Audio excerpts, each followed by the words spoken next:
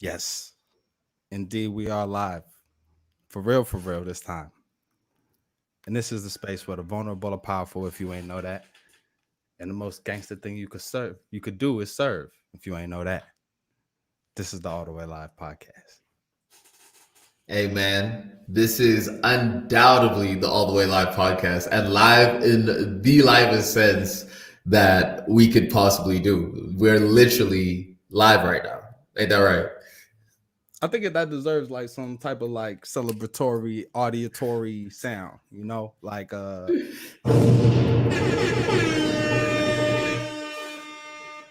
we in the building, Yes, man. sir. Like We are we definitely in the really building. we really doing this thing here, bro.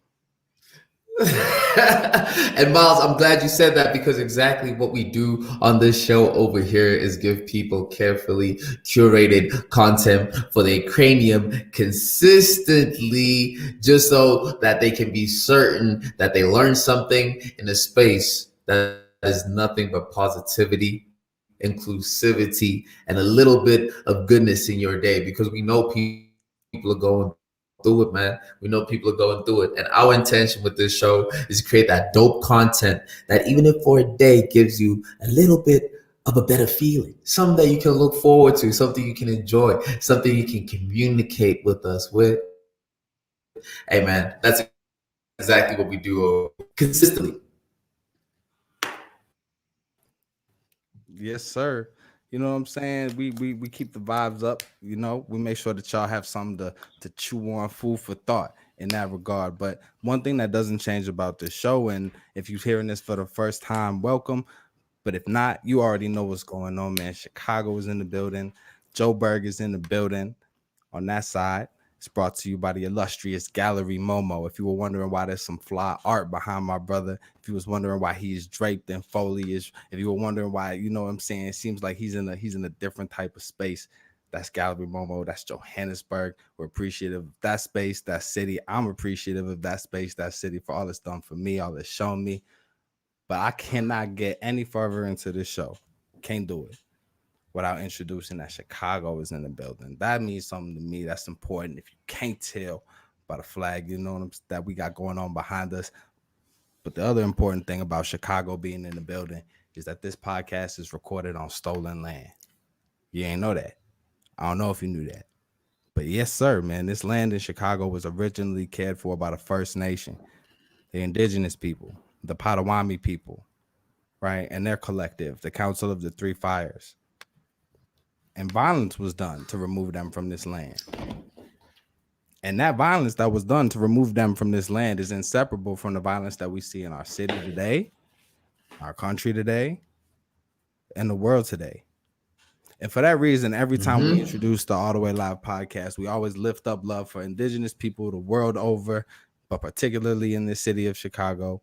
We lift up love for relationships, for building, for healing between black and brown folks the world over, but especially in Chicago. And with that, I'm done ranting the intros over, man. Sway, let's get into the show.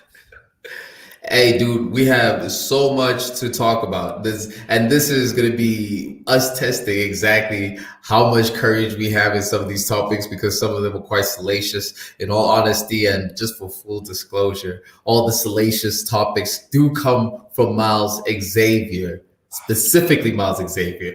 Thank you for these salacious topics, brother. You know what? I'm glad you didn't wait until we got more than like one fully live episode in to just put the full brunt and weight of the salaciousness on me. But I accept that. I take that. Because I think one thing we pride ourselves in this show, if I'm not mistaken, is being comfortable with the uncomfortable. So why don't you give them the lineup of uncomfortable topics that we have to choose from today? Well, definitely. Let's start at the top, right? Which is approaching flirting, social flirting in 2021. This is a conversation that we had had. I said I was out this weekend, and I went out with my younger sister, my cousin, and I was just watching how they're engaging with the world. Watching people come talk to them, trying to flirt with them, watching them try to talk with people. And it just brought me to just look at how much that has changed over time, especially like now in 2021, what it really looks like to be able to go out and talk with people. Now, I know you are a man of the cloth, right? So this doesn't really apply to you, but it can apply I appreciate to that. I appreciate somebody. that. Yeah. But Definitely. but you're right though. It's so different than even when like we were formulating our ideas of what it would be like to be single and independent. You know, as we were kids in high school, we didn't know that Tinder was gonna take off and Bumble and Hinge, right? We didn't know that there Hmm. was gonna be such a shift to focus on how women view dating, and so there's a lot of guys that in that were moving a little crazy and got caught left out there hanging. You know what I'm saying? We grew up Hmm. in a very vast and changing environment. So when it comes to approaching women, I think it depends on. I think my first advice would be sparingly and thoughtfully would be where I start. Yo, You know, the advice that I was giving my younger cousins is just to say that what there's you need to understand that women are constantly getting approached. It doesn't matter where they're getting advances to them consistently. Now, granted, there are certain environments where it would make a lot of sense to be able to be the one that approaches, but in more cases than not, taking the assumption that this person doesn't want to be approached is the best approach to take. But then that opens up the question of how do you then engage in casual social flirtations? Which my advice is just make yourself somebody that people will want to be able to come talk to. That whatever sex you're trying to attract, you make yourself presentable in a way where they will be the ones that can approach you. you said a lot right there. You said a lot. I think there's some gems in there, right? One of them is like be aware of your environment, and and even before that, right? What you were saying is hearing what women are saying. We're hearing a lot of women say they feel uncomfortable with not only the frequency, but also the manner in which they're being approached. So take that into account, right? Also, that environment. Make sure that the environment not only is one where you feel comfortable and you feel safe, but that she might feel comfortable and you feel safe. Basically, all of that to say that clearly we're hearing that women have to think a lot about their safety, so make sure you thinking at least as much about that before you approach a woman. And the last point that I wanted to touch on that you made was like let them come to you, right? You know what I'm saying? Let or Mm. create an environment. Let me take it where I really want to take it. Create an Get them. environment where create an environment where the type of person that you want to attract is can gravitate towards you. And I don't and I would encourage people to broaden that beyond like trying to attract a potential sexual interaction, right? Try and create a vibe, a aura, environment that attracts the type of person that you want to kick it with, that you want to converse with, and hopefully somewhere in that group is somebody that y'all mutually have some other type of chemistry with. Yeah, and that also goes into the type of hobbies that a person chooses to take, right? Is like you say, immerse yourself in the things that you like to do and open yourself to the universe of the people that are within that. And from there, you can making connections is a lot easier. I just don't necessarily fully agree with the old school approach of uh, hey miss, grabbing arms and whatnot. It's things are entirely too unsafe right now, and I don't think that. I think taking the step to just understand that safety is paramount to this, especially when we're speaking about women, right? Safety is paramount to that, and then like you say, create a space where they can feel safe and enjoy themselves.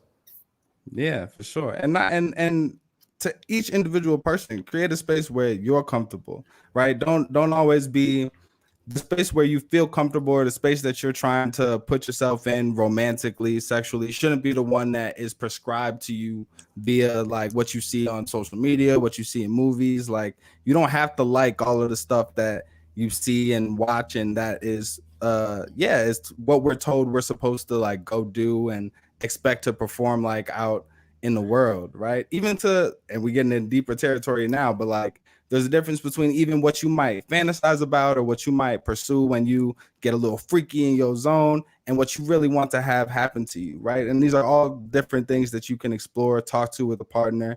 And since there's so much, I would hope that the bottom line that people are getting is like, slow down, think about all these different elements of engaging with people. Think about all the different elements beyond sexually that you can engage with people.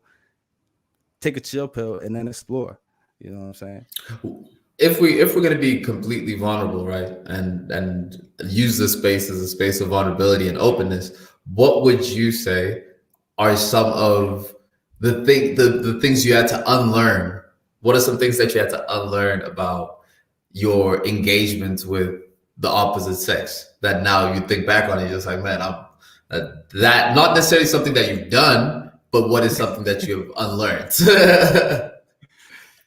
That's really easy. The first one that immediately comes to mind is that I think we're taught to a certain extent as youths, right, that your worth as a man, as a straight young man is how many women you can attract, right? And I think something I unlearned as I got older was one, realizing that that's short-term thinking, especially in terms of effort. I can put my effort in so many different places, and if what I really want is to have a nice selection of partners, then that'll come if I really devote myself to my craft, if I really double down on being the type of family man that I want to be, the right type of brother, the right type of son, then that attracts a different type of person to me. So really putting effort into attracting a lot of mates with the intention of, both whatever type of romance, but also bigging up your ego and your clout, right, based on how you move in these streets, is actually counterproductive, because the more you focus on that, the more you are trying to be that guy, the less you really are that guy. Yeah, definitely. And it reminds me of a study recently. I think it's Dr. Carl Wurzburg, right? And he has a podcast.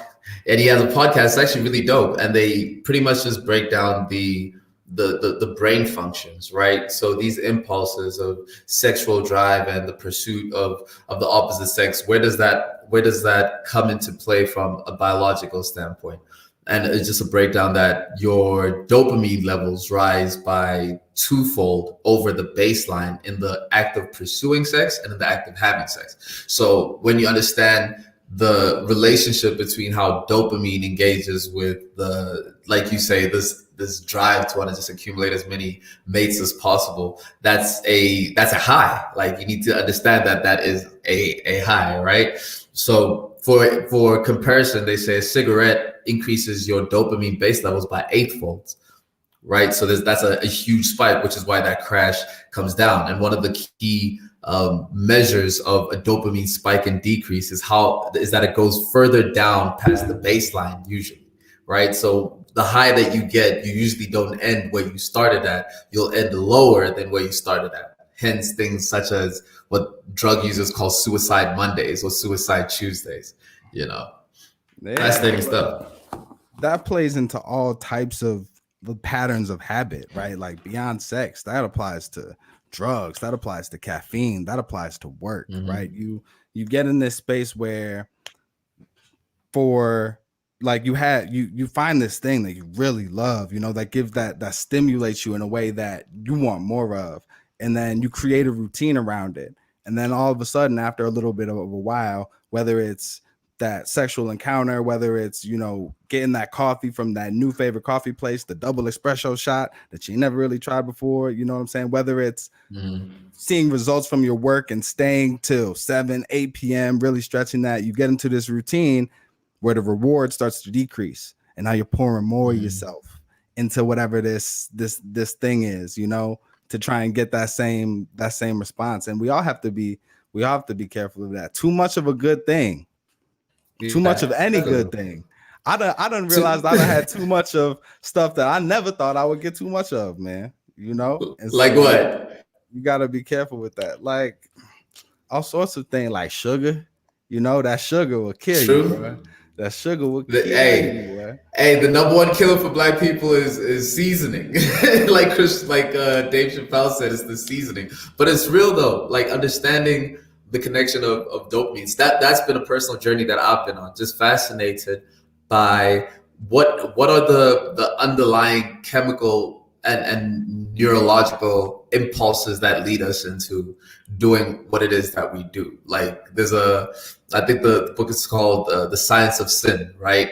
Science of Sin, and it just kind of breaks down things like, and I think we've definitely covered this over one of our older episodes for sure, but just those impulses, where they come from, and everything relates back to dopamine dealing. This is dopamine dealing. Word. Yeah. And it's just important to understand the root of those impulses, man. I know you talk a lot about meditation, and a large part of the reason for that is because if you continue to work at it, you get into a space where you can kind of see your thoughts pass by, but not feel as attached to them, not have to experience all the emotion of them. And you get to a different place where you can kind of, for lack of a better term, pick up and put down the things that are going on in your life, right? And that takes work to get there, but I think it's really important to be able to do that with our impulses, especially those that involve other people. You get Definitely. And that heavy reliance on meditation is because I am an impulsive person, and that's like integral into, say, being an entrepreneur. You need to be able to act off of your impulses in order to solve problems, in order to decide which way to go. As an executive on your front, you were recently telling me a story about having to act very, very quickly on the impulse of having to keep kids safe in Chicago because there were shootings that were going around, or whatever the case is, targeted shootings in schools. And you need to be able to react quickly, but that can easily spill over. It has, in my case, a few times, into things outside of just the impulses of work, that then starts tapping into, man, okay, let me do this. Let me have this impulse of work. Let me go do this other thing right here. Let me go do this other thing. And so meditation kind of allows for a second between when I get that impulse and acting on that impulse. Meditation gives me the space between those two things to be like, actually, that's just an impulse. Yeah. You can keep calm in the room while it's crisis in the building. And that's that. That's important, right?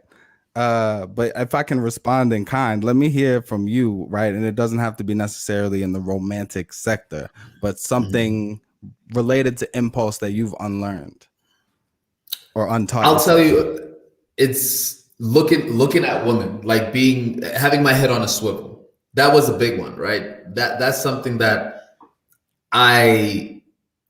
a partner of mine had told me I do. Right? And if we're, again, being fully... That's an uncomfortable conversation, for sure. I know. All the way live, episode 1, we're giving it to him all the way live. I was saying between her and you, for her to have to tell you, you know what I've been noticing? And those types of conversations never come out very as calmly as you put it. It's never like, I think you might look. No, it's never. There's usually a physical motion that's accompanied by it, right? And what Zoe went through that, so y'all ain't have to go through that, man. We appreciate you bringing that. You're welcome. I'm a martyr of sorts. Anyways, what tripped me out is that not that I was looking, but the fact that I didn't know I was looking, right? Because when I was sitting there in the car and she was like, "You're doing it," I was like, I didn't even look at this person. I was like, "What are you saying?" But surely the action of looking was, noticeable. And I was like, damn, this is clearly not something that I've trained myself to do without even noticing that I'm doing it. And from that point, trying to be somebody, and trust me, when I say in South Africa, that's a very difficult thing to do. I talk all the time about how this place here has the most beautiful people, has now man, woman, I don't care. This is a country of beautiful people. That's just a fact. That is known. This is a real struggle. This is like a CIA agent that was always trained to look for all the exits in every building that he goes into in a door factory. And now he doesn't know what's real, what to do, man. That's a real struggle, bro. I appreciate that's real. Yeah. You're welcome. A difficult task that I had to take on myself. But a part of learning how not to just be keeping your head on a swivel for me came in accepting the fact that, cool, it is something that I do. And now you can't not do it is the thing. if you wanna break at least for me, if to break away from having my head on a swivel, I had to always not do it. That way it's instinctual to not look. That's something I learned. Word. Hey, no, I'm glad that you were able to bring that one to the table, you know, because mine was very much an internal shift in thinking that later played out in actions, but yours was more of like a physical, almost muscle memory type of thing that you had to kind of unlearn. And that's the work that we need to do. These are the type of conversations that I feel it's important to have as us as guys, checking each other like, yo, how are we moving out here? And as a group, even if nobody's moving reckless, there's always room to tighten up, you know, especially as we get older and hold ourselves to a higher standard. Yeah. I feel like you're about to use me as an example. So no, you've contributed enough, yo. I appreciate it. Am I giving too much tea? Yeah, no, not too much. The right amount. The vulnerable are powerful, and you've exercised your power today. I think we bodied that. I think we can move on to current news. I think. Definitely hit us with that drop one time and let's get right into it. Yes, we about to get deep with it. Dang, that's an aggressive title card. We gonna work on it. Miles, what was I supposed to do? Not to make light of the situation, but what other title would have been more appropriate?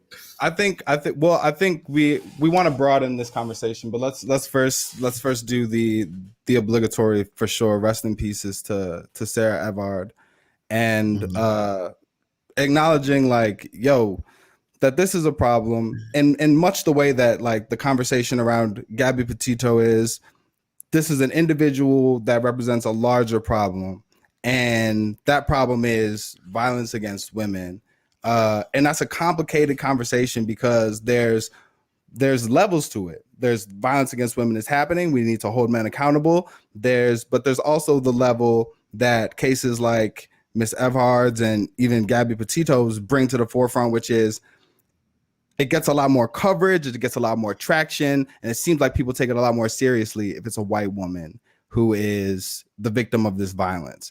So I want to get your kind of take on this, and I know you got the article right here, so if you want to kind of give us a little bit more of the background, but I just first wanted to start it off with like, the violence is the problem, lifting up love for the victims of the violence, people that are close to these people that are re-traumatized and hearing these stories.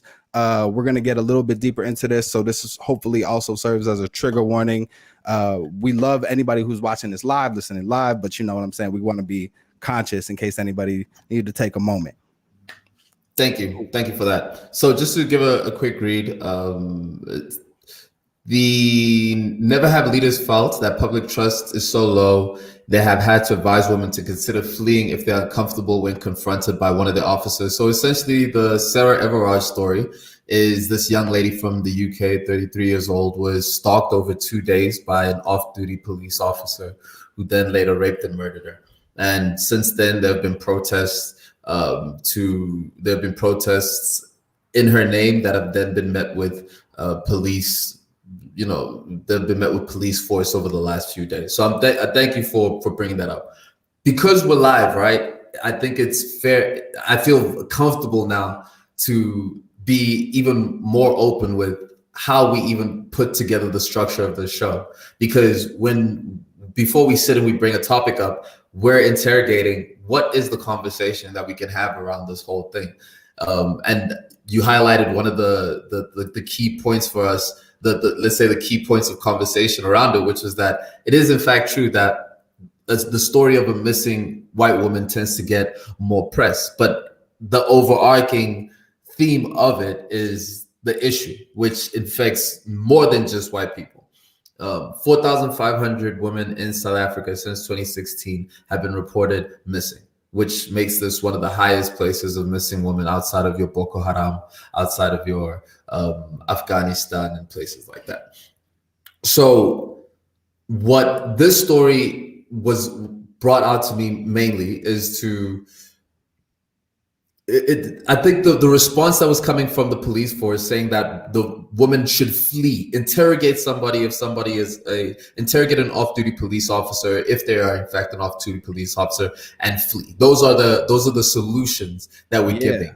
specifically, I think they said flag down a bus, right? So, and to your point, I wanna just appreciate like that you brought in the perspective of how serious an issue gender-based violence is in South Africa. Like this story also crosses over with the very real reality that people of color face in the United States and all over the world in terms of policing, being over policed, being over criminalized. And a big important part of the story is that for the police to now tell women, if somebody who is dressed as a police officer appears to be a police officer confronts you, right, and question their legitimacy and try to flag down a bus. Well, that's not very encouraging. That's not very reassuring advice to women, in very much the same way that indifferent, and I don't want to minimize any of these different issues through comparison, but it's funny and it rings true that in this very same way that Black people are often told, well, follow the police officer's instructions, right? You know, there's a sense that these instructions are being given by somebody that doesn't really have to contend with the oppressive force of the police in the same way. And we might be, and in terms of how that has galvanized certain communities to have a very F the police attitude, the police might in and of themselves across the world, this being an example in Europe, right? But their tendency is to kind of continue to further alienate people with this type of detached advice. Yeah, it is detached advice, because especially when you consider that interrogating a police officer is literally how many Black people have gotten killed in these places too. So, you know, that I don't know if brothers, I don't advise that. Sisters, I don't advise that either. Word. I really don't. But the how let's say tone deaf this advice is also takes me back into some of the news we were hearing this week about the church being blamed for the murders in Canada, right? The kids that were found, and realizing that was something that was pervasive in Canada. They were killing native children and burying them under schools. That's happening. So the church's response to that, and just being almost hands off about it, was speaking exactly to that tone deafness, I think. Yeah. From time, there have been communities of people, women, people of color that have been marginalized, and history has a way of erasing it. And unless it's sexy in some sort of way, media has a way of downplaying it. But what you're referring to is like stuff that we've seen and we've discussed on the podcast. If you haven't heard that before, make sure you go check out the YouTube, check that out. You know what I'm saying? Go back through the archives. We've been talking about this stuff from time. But what happened was in May, the remains of 215 children were found near a residential school in British Columbia in Canada, right? A week later, 751 unmarked graves were found at a similar school in Saskatchewan. So we're approaching 1,000 unmarked graves, largely filled by children who've been separated from their parents. And these are Indigenous children, First Nation children that were victims of the violence that we speak about when we open this show in terms of the land acknowledgement. But yeah, there's been genocide that's been perpetrated against Native Americans in North America, and that gets covered up. And it's just it's crazy, man. It speaks to just a broader sense of like this history be staying buried. But we want to keep it on a positive note. So what they're asking now is the First Nation people, after all of these discoveries, are asking for a recognition of this, and they're asking for a apology from the Pope, from the Vatican. They're saying a lot of these schools, these residential schools, were run by the Catholic Church. The Catholic Church played a big part in pushing the extermination of Native Americans of the indigenous people in this land, and so they would like an apology from the Vatican. Mm-hmm. And that just makes me think of a lot of the other things that the church might have to apologize for. You dig me? What is particularly interesting about the church aspect and broadening it past just the Catholic Church is the growing decreasing number of people that are going into churches, right? One of the sayings in the study of churches is that there aren't any new mega religions that are coming about, right? The numbers of the churches not swelling up at the rate that it used to, and this is just from a congregation and number perspective. There's nothing more than a membership counting database, and the rates of people that are going into not just Catholic and Protestant churches, but the same thing is going for religions across the board. There is a decreasing number of people that are going into them.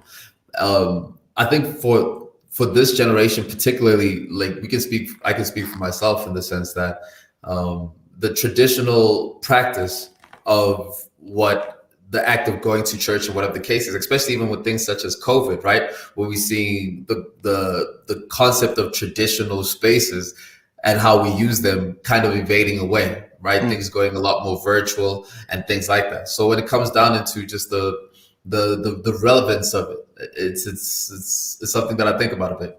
Yeah. And I for one feel bad for you as somebody who was like in church without exception every Sunday before COVID, and to have that ripped away from you, that's not fair and it's not right. And I feel for you, brother. So I just want to take a moment to ask you, how are you doing since you haven't been able to join the congregation? You know what I mean? Live and in person, since this horrible pandemic has torn a divide between you and your precious church. I mean, we're in the congregation right now, so I just created a church. We got pictures and everything, dude. Good answer. No, it's funny, right? It's funny having this conversation, being like, yeah, I can both see or at least feel, kind of get the sense, right? Especially as somebody who grew up in Black church, right? And Black church in the United States is a serious thing. When it's hard to park. You get a sense that the full community has come out. You know that you're going to be in there for at least 2-3 hours, depending on how many goodbyes and hellos your mama got to say. You know what I'm saying? You're going to be in there till lunchtime. So I remember it being such a big part of community, of socializing, of events, right? Like, I didn't always appreciate them, but sometimes there were events after church, barbecues, all types of stuff. And I see that happening less, or at least I feel it happening less. And part of that might be because I had to go. I was forced to be in that space with my parents. Not that I didn't learn a lot and it didn't keep me out of trouble in a lot of ways. But yeah, I would wonder, especially in South Africa, right? Do you feel like was there a greater sense of like Sunday is church day for Black folks specifically, and has that changed over time? Definitely. The Black church experience, Miles, is something very fascinating. It is the same experience in any Black church that you go to throughout the world. I remember going to a Black church in Venezuela with my mother, and it was a Black church, all right. Came equipped with the late start and the late end, the whole nine. So the Black churches have that phenomenon in the sense that they pretty much stand it across the board. But you're right in the sense, if I just take a tally of my peers and I take a tally of we're now what we consider the next generation, right? We're the generation after the generation that's done. Then after beneath us is Generation Y. We're Generation Y. Generation Z is the one beneath it, right? So it's Gen X, Y, Z. You know what I'm getting into with these? I don't know either. I'm guessing at this point, but still, astrology and like the gender separation levels, I'm lost, yo. I'm happy. And if you know anything about astrology or the gender qualification levels, please let us know. Wagwan. Because clearly, the comments. Let us know in the comments. that is our one content blind spot. So please help us out with that. But this is the only content blind spot, actually. I think a simple way to put it is I'm I know, like, amongst my peer group, folks that grew up in the city, folks that grew up in the suburb, we all have this kind of common experience and commonly remember what it was like to be a kid in Black church. But a lot of those same people that I talk to aren't still in the church now. And I'm sure that that has played out over multiple generations, right? I feel like kind of every generation must feel like that they're, maybe not every generation, we're talking about Black folk, but for the past few 3 or 4 generations, there's probably this feeling of the church was a much bigger specter in people's lives and then started to kind of fade, right? I feel like my grandparents would even look at my parents and go, no, we was the generation that was really in the church. Y'all was the ones that was started to fade, and now look at your kids. You know what I'm saying? For sure. And part of, like, if we look at it more outside of, let's say, just the Black church experience, right? And we look at it with most traditional practices, we're seeing the practice of Thanksgiving change now. Now it's Friendsgiving, right? We're no longer are necessarily, that Friendsgiving is now international. South Africans and all over the world, people are doing Friendsgiving, right? Which is now a different renaming to a similar practice under a whole different type of energy. And it's going through, it's all across the board with these sorts of changes. So I just think, in all honesty, there's moments in history, and history repeats itself in this regard, where the complete psyche, consciousness, and norms of a society just begin to change. It's like when people are moving from horse-drawn buggies into cars, right? That change happened so quickly. So the statistic is that horse-drawn buggies was an industry for over 400 years, but it took 10 years for Ford to change, for that industry to be almost obsolete. 10 years, 10 years to change a 400-year norm, right? And so it's the same thing in psyche and consciousness. It's coming for us too. It's coming for us. They're gonna stop. We're not gonna be allowed to drive our whole lives, bro. They're gonna get these robots and Teslas in there, and they're gonna start getting us up out of here. Yes, man, you said so much. I had another point that I wanted to take off of that. You're right. There's a broader, like, outside of the Black church, there's a lot of communities that are moving in a more secular direction. And I guess I wanted to ask you, do you feel like that is a result of us, like, kind of in the back of our mind, hearing all of these, like, atrocities that the church is accused of, whether it's abusing young people, whether it's being deeply implicated in the extermination of indigenous peoples in this land? Like, do you think that plays a role into people not having the same amount of, for lack of a better term, like, faith in these institutions? Or do you feel like it's just kind of a natural shift away from, we went from worshiping the sun to worshiping, people and prophets and God, to now we kind of getting towards worshiping phones and celebrities and numbers and data? And do you think or two things can be happening at the same time, but what's your take on that? I mean, what we're seeing actually happen, and this I think is just across the board with mass religions, is that when you underpin capitalism to an idea of moral absolutism, right? The idea that this particular doctrination of spiritual engagement is the absolute truth and how it is given, and then you add capitalism under it, which is fundamentally and just got so many holes in it and has been created to have so many holes in it. It's very difficult to be able to merge those two things together. And we've gone through the era of mega churches, of mega synagogues, of entire even countries that have been built on the concept of church, right? I mean, we're looking at Rome, we're looking at Dubai, we're looking at a whole Dubai more so actually is more oil based, but nevertheless, it's just in the concept of the laws that govern that type of not Sharia law, the laws that govern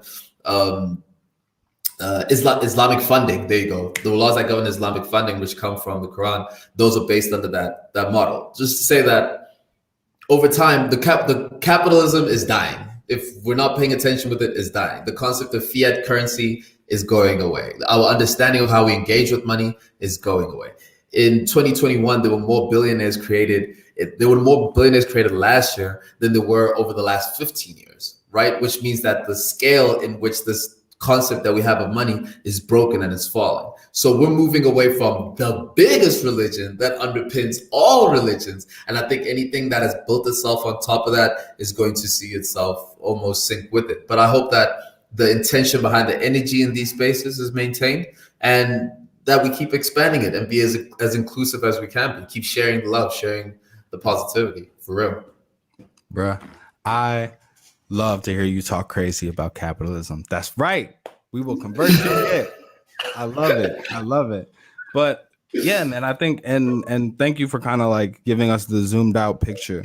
As part of that, I also want to just acknowledge that as much as there might be a tangible shift in how much the church is like this overhanging presence in our life. I gotta still lift up like how much work that the church still does in the community. I, as somebody who has like the blessing of being able to be tapped into community networks of resources, a lot of the folks that are putting everything into that, their title starts with pastor, right? Not doctor, not professor. It's a lot of the pastors that are still doing that work. Those networks, I think, speaking to the history of Black people in the church and what that has meant for organizing, continues to echo into today. If nothing else, to be one of the most prominent still, even if we start to see that influence fading. Like from food pantries to trauma services to taking care of families after whatever it is, gun violence, eviction, the church is still a huge pillar of that. So that can't be overlooked. Yep.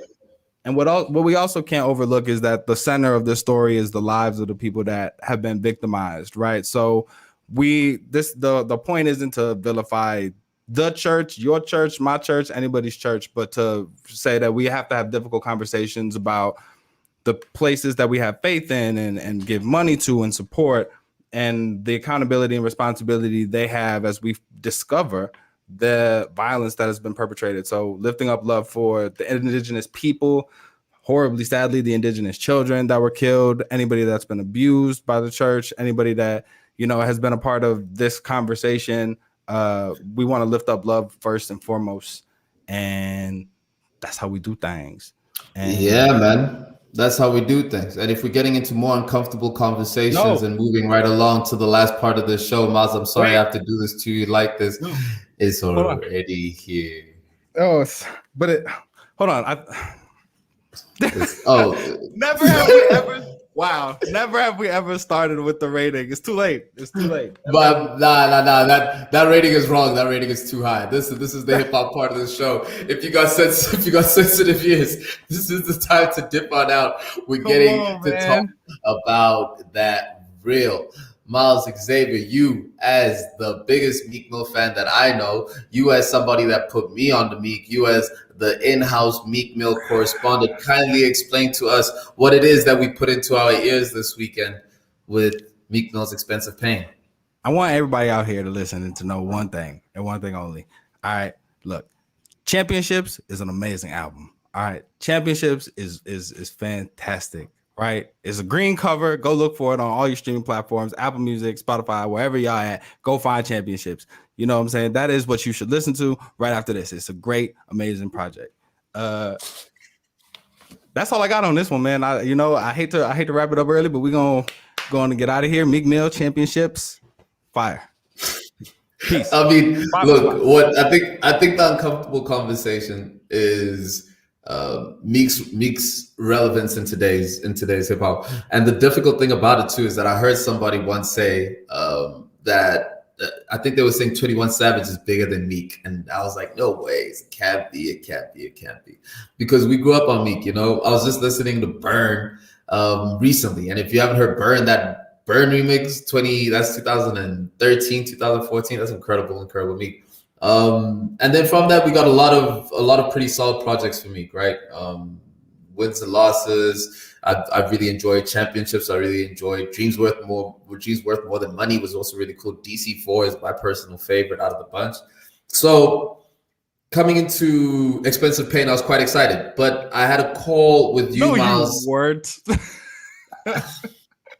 Don't do that. Don't be too scared to give your opinion. But all right, but I also got to give you your flowers because you low key did I can't have an honest conversation without acknowledging that I thought it was gonna be good, and you were told me, and I was like, bruh, and then I was like, damn. I believe the words were, Zoe, you're tweaking. You can't be. You are dead wrong. You are dead wrong, is what you said. That might be including some additional sauce, but I will take that. I'll take it because I was wrong, and that's the bottom line. Look, like I am, like you said, I'm a huge fan of Meek. I'm not that big a fan. We don't need to play that. I mean, I remember the 2011 horrible audio days. We don't got to take it all the way back for the flashback. But it's Meek is somebody who I've always really enjoyed and always had to hear other people tell me how much they don't enjoy him until the whole Free Meek thing, where he was a part of when social justice was sexy and his incarceration was egregious, and those two things played into each other in such a way that he got a lot more love than I've ever seen him get. And I felt really happy for him, but I think that's part of the reason that album that came out of that Championships was so good and this one wasn't great. And I felt tricked because everything leading up to this, the Lemon Pepper freestyle was fire. War Stories freestyle, fire. Mandela freestyle, fire. And a lot more conscious, a lot more introspective, and related a lot more to the championships we heard than what we got on this album. So I was looking for another step up in growth, and I felt like it was a kind of a step back because it wasn't as hungry. And I think that Meek relies a lot on that hunger as part of his what is allure.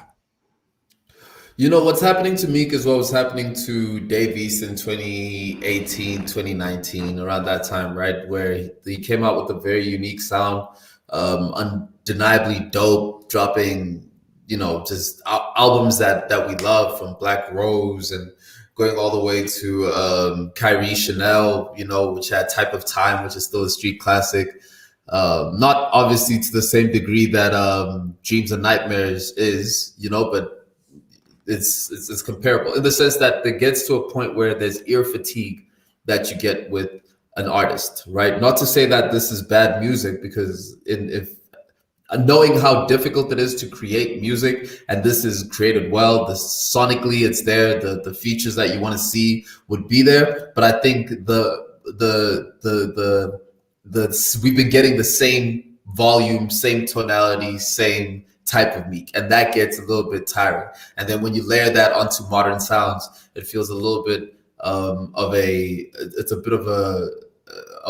Meek being the person, Meek catering to the person that is featuring on this album. It was always created to be open with albums or with features, and I think that's one of the key differences behind it.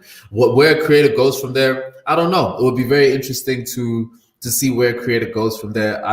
I don't even know what I'd say would be dope for Meek to make. What I'm not the biggest fan of is the girl songs. He seems to make a lot of those girl songs. I blame Lil Durk for that.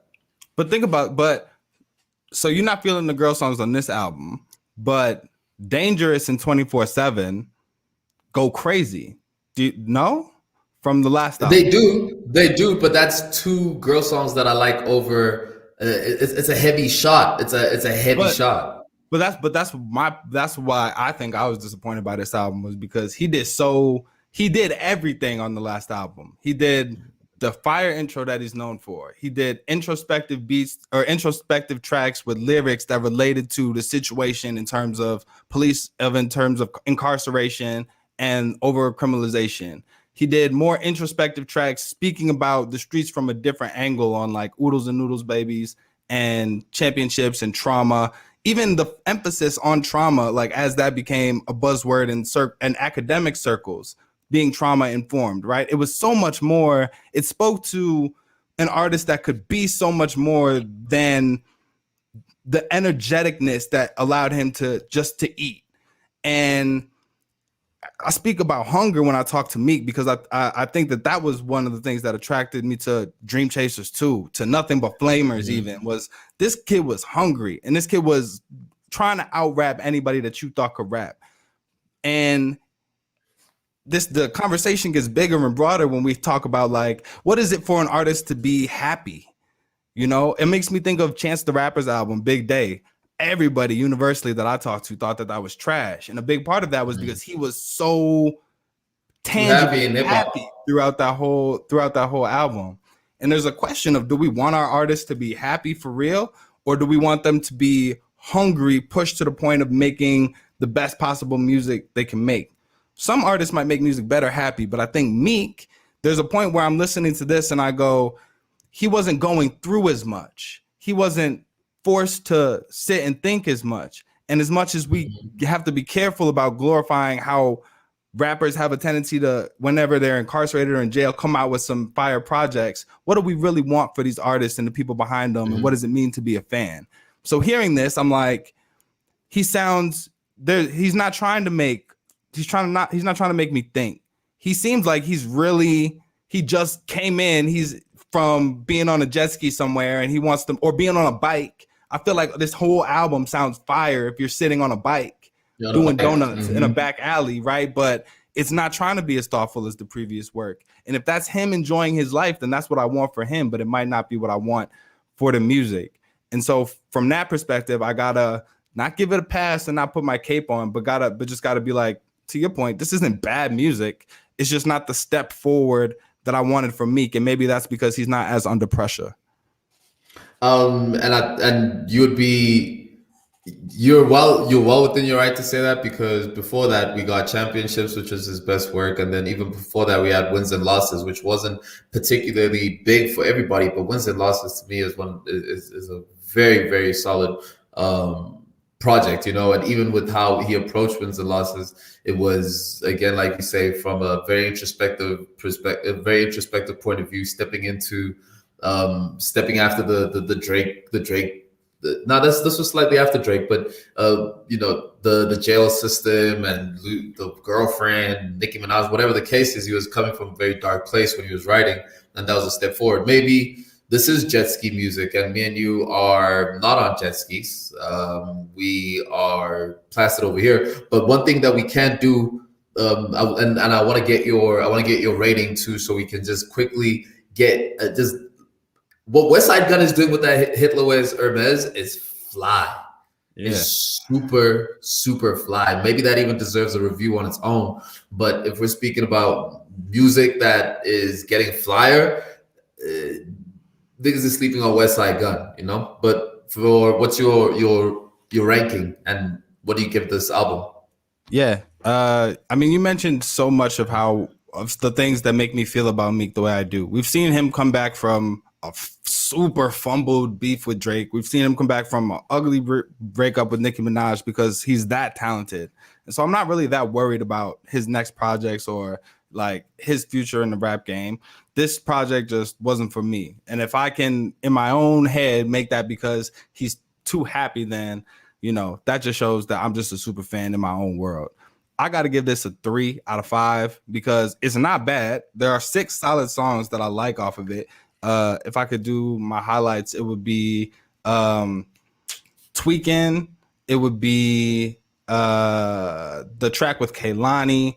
It would be, there's a couple other joints on there that are decent, especially towards the end of the album. But so it's not bad, but for Meek, much like in the way that I was like, Donda isn't bad, Certified Lover Boy isn't bad, Expensive Pain isn't bad, but it's a C+ for the artist that made it. So a 3 out of 5 is where I'm gonna put that at. What about you? I'd give it I'd do the same thing. I'll do it at 3.5. The standouts for me: Flamer's Flow was dope. Blue Notes 2, I dug a lot. Tweaking was pretty cool. The rest of it wasn't particularly too enticing for me. It did make me want to go back to older Meek, so I'll do that. But for this one, I think we're gonna have to. I'll give it a pass. Yeah, not my favorite, but excited for whatever comes next. So with that, cool. You know what I'm saying? Hey man, rush out of that conversation. But what other hip hop? Yeah, you know what I'm saying. That what was you saying is fire? Hitler Wears Hermes 3 is super dope, man. Check out Size A, Size B. Westside Gun is doing some incredible stuff. If you haven't checked out that Makami, he's got some new stuff coming. Not my absolute favorite, but if you're enjoying that type of music, definitely go give that a look. What else came out that we've been listening to? I'm really digging. I'm listening to a lot of Afro beats, a lot of pianos over here in South Africa, which is dope. Van Jess put up some the deluxe part. The Van Jess Deluxe album is pretty dope. Yep. Check out that Yep, Van that's Jess. me. What's that? Homegrown? That Van Jess Homegrown Deluxe. is crazy. Now and Then Life Was Beautiful. If you're not on that album, get on that. Young Yeah. Brody, God Family Money. Just giving away all the gems. Dropping all the gems on y'all, man. Yeah. What you reading these days, Brother Mouse? I'm wrapping up a book on reparations called From Here to Equality that kind of went on snooze when I went on vacation. But there's a new book by Anita Hill called Believing that has to do with pre-Me Too movement. This woman who was one of the first to bring the term sexual harassment to the forefront of public conversation when she stood up and accused a circuit court judge, Clarence Thomas, of sexually harassing her. And so she's a Black woman. Believing, Anita Hill. I think we should get into that book, maybe chop it up on some recommended and review type stuff later. But yeah, Believing, Anita Hill. Check that one out. What have you been reading, bro? I'm dipping deeper into my science bag. I'm still reading A Brief History of Time by Steve Hawkins, which is really, really dope. Wrapping up 1984 by George Orwell at the same time, and then I think jumping off of that, I'll dive into the Anita Hill book that you've recommended. Yo, back to music right quick. Have you listened to the new Belly album? I did hear the Belly album. Yes. What you think about that? Not very. I think we might have actually covered it on the show before, but I'm not a massive fan of Belly. I'm not a massive. I think he's a good writer, but I'm not particularly too fond of his sound. I'm not a huge personal fan of Belly, but he's one of the artists where I could see a lot more people liking it than I hear talk about it. And so yeah, it's one of the albums that I don't love, but that I would recommend to people that want some. It's like it's about to be summer on your side. So if y'all trying to turn up, y'all trying to listen to some, it's very well produced, like energetic music. Great for runs, great for that. Belly, See You Next Wednesday. Is that what it's called? You see you next Wednesday. And Belly's a writer, Belly wrote for The Weeknd, written for Drake, written for everybody. He's got a good pen. Yeah. I mean, that's brother. That's the sound of like the click at the end of the we check. We didn't give them a fresh show. I see two people is live, man. That's pretty big. We appreciate that. That's dope. Rocking with us all the way to this far because we know. Oh yeah, man. We're aware that whether y'all are watching on YouTube or Twitch, or whether you tuning into this joint on SoundCloud or checking it out on Spotify or Stitcher or Apple Music, wherever you at, you had to scroll past some other podcasts. Why? Because it's too many podcasts, to be honest with you. It's way too many of them. We probably even shouldn't have one to keep it on the low. If you still listening, that's some inside stuff for just y'all too. Appreciate that. Look, it's too many podcasts. We appreciate how much y'all probably had to scroll to get to this one, had to take the time out of your day, decide to click on this. It's nothing but love from us as you join us. This podcast right here, All the Way Live, is a celebration of life. It is a celebration of love. It is a celebration of how good it feels to be Black. Don't it feel good, Zway? My favorite thing in the world. And we hope that it feel good to be you. And we hope that you enjoy yourself. We hope you heard something that made you happy, made you laugh, made you cry, made you want to like, comment, or subscribe.